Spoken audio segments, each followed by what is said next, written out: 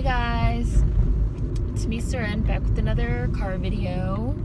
I feel like this always happens. Like I do a bunch of like house videos, like fucking 10 house videos in a row, and then I do like a bunch of like fucking car videos in a row. I don't even be like planning it, it just be like working out that way and shit. But I've wanted to make this video for a while, and like various things kind of like keep happening that like reinforce like me wanting to like make this video. I'm gonna like say that it's about in-house issues versus out-of-house issues as that pertains to like black people, but that's kind of like loosely what this video is about, so we'll just like go ahead and get into it. I've been talking, and I've been also seeing a lot of people talking, even in like having different conversations across like different platforms, about this idea of like in-house issues and how can black people talk about, you know, our issues in-house, you know, in-house issues. How can we talk about our issues without non-black people, be it white people, be it non-black persons of color, you know, kind of like chiming in and giving their 2 cents, or watching, you know, watching us, watching what we're doing, inserting themselves into our conversations, inserting themselves into our issues, even when our issues like don't have nothing to do with them.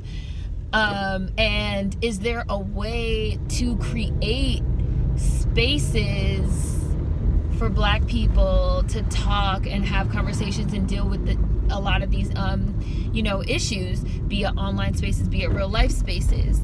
Now, as you guys know, like here on my channel, for example, I moderate comments.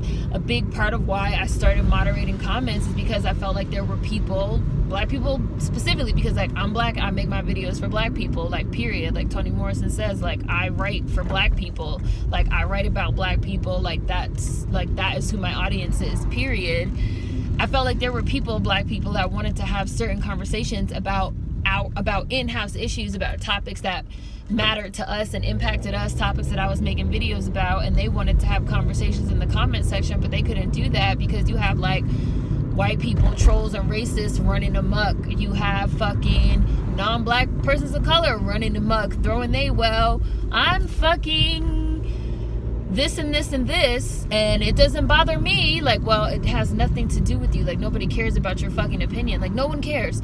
So a huge part of why I even started moderating comments was because I felt like, you know, these fucking people that want to have conversations can't. So I'm gonna start moderating, you know, and I feel like that's worked out really well. And I was talking to a friend that was like, is it possible to even do something like that in real life? We had got to talking about Kanye and how the TMZ dude was like, you know, I respect that you know, you feel like you're a genius and you can say whatever you want, and you can say whatever you want, obviously, like you've had this long career. If you feel like you can say whatever you want, sure, but maybe think about the impact, right? And my friend, and somebody also left a comment similar to this on the Kanye West video that I did, said like, you know, even if Kanye wants to say these things, I don't have nothing against him saying these things, even if I don't agree with them.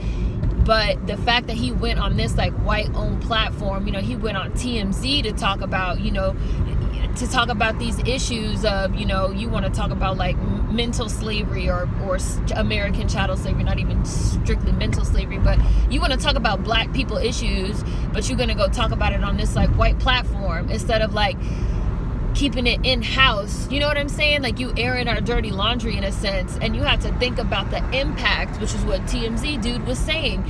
You get to like go back to your ivory tower at the end of the day. All of us black people that are forced to still live in the real world have to deal with the impact of the things that you said on this white platform, and you know, how do we fucking talk about shit without white people and non-black people being all up in our business? You know, fucking J. Cole on that J. Cole album where he says, you know, I know you having fun and I respect that, but like, did you ever think about your impact? The majority of your fans are these young white kids that love to see you not give a fuck because that's exactly how they think when your skin's black. Like, have you thought about your impacts? You know, like, how do we talk about these issues? How do we talk about the trauma, for example, that leads to the subject matter of a lot of the trap rap and shit like that, how do we talk about that without all these other people getting all up in our business? How do we create space for that? How do we create space for dealing with these issues, right? Colorism. I say all the time, colorism is an in-house issue. White people and like non-black persons of color could fucking disappear tomorrow. They could all disappear.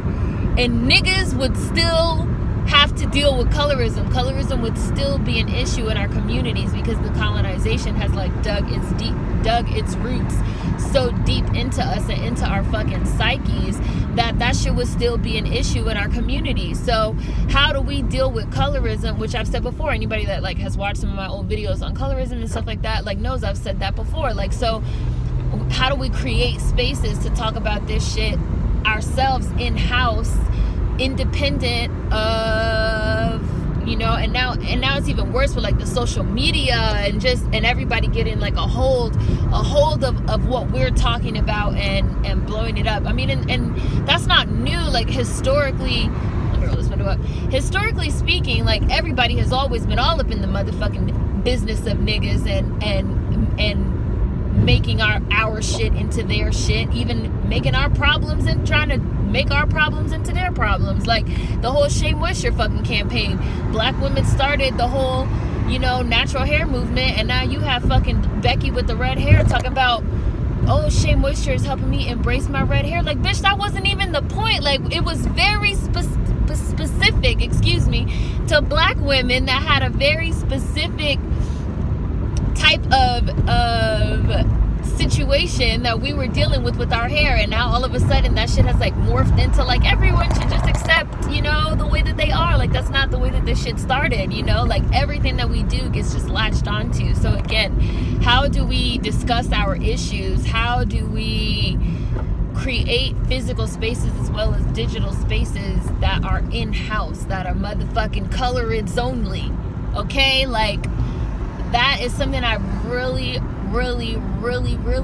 been thinking about. And even to kind of push it in another direction in terms of in-house issues versus out-of-house issues, what I said in my Stephon Clark video, I was like, you know, him being colorist and misogynoristic, you know, having all this hatred towards black women and having a lot of internalized anti-blackness and self-hate, I was like, that's the in-house issue. That's something that we have to deal with within our own community. Like, colorism really shouldn't even be a thing. If anybody even like tries to make some type of like fucking joke or say anything about like that's colorist, it should already be like 10 niggas like waiting to jump on them. Like, that's not cool. That's something that we really have, and we have the power to like handle that in-house and to like do shit about it ourselves in-house. State sanctioned violence is more of an out-of-house issue. If you're being, you know, killed or have violence enacted against you by the state is an outside entity. Now, I have a video on community patrolling where I talk about one of the Black Panther Party's programs involved community patrolling, which was where, you know, groups of black people, black men specifically, would patrol communities so that the police didn't have to, right? Like, if you have an issue, you don't even have to call the police. Like, you call one of us and we come handle it. That's in-house. We don't even have to get the state, the out-of-house involved in our issue. If the state is fucking harassing you, because the state fucking harasses us, you call us and we will come. If you have a fucking lynch mob, a group of white people fucking outside your house talking about, nigger, come outside, we gonna lynch you, call us, we'll come. That's, you know, using our own in-house resources to deal with even out-of-house issues. And as you guys know, I always say this, like, I'm motherfucking practically an anarchist at this point. Like fucking I talked about previously in terms of some shit that Kanye said about, like, you know, there's people that operate within the confines of the system, and there's nothing wrong with that. That's perfectly fine if that's what you want to do. I say all the time too that revolution is like a car. Everybody can't be the motherfucking steering wheel. Some people got to be the brakes. Some people got to be the motherfucking headlights, the tires, the ignition. Like, everybody has to play their position when it comes to revolution. So if you feel like you're someone that works better within the confines of the system, like, more power to you. But then you also have people that want to upend the system. They want to dismantle the system. They want to work outside of the system. They want to shift consciousness outside of the system and completely disengage from the system, which I'm one of those those people. So I just really feel like disengage from the system, disengage from the house, you know, and just try to find ways to just do everything ourselves and handle everything in-house within our own fucking communities. And again, creating these spaces, again, physical spaces as well as digital spaces, where people not all up in our business. Like I said, on my channel, people could look all day, but you can't comment. Like, if you fucking leave a stupid ass comment one time, blocked, you're gone. I don't care. If you leave fucking some racial slur calling people nigger, this and this and this, you're gone. You're blocked. You can never comment again. Now, you can watch. I can't stop anybody from watching, but you can never leave another comment on this channel again in this digital space. You're gone. So, please feel free to, like, drop in the comments what you guys think about, again, like, in-house versus out-of-house. You know, Thought Crimes did a really great podcast on speaking on Black issues in kind of public spaces and public forums, and allowing all these people to kind of get up in our business. And what do we do about that?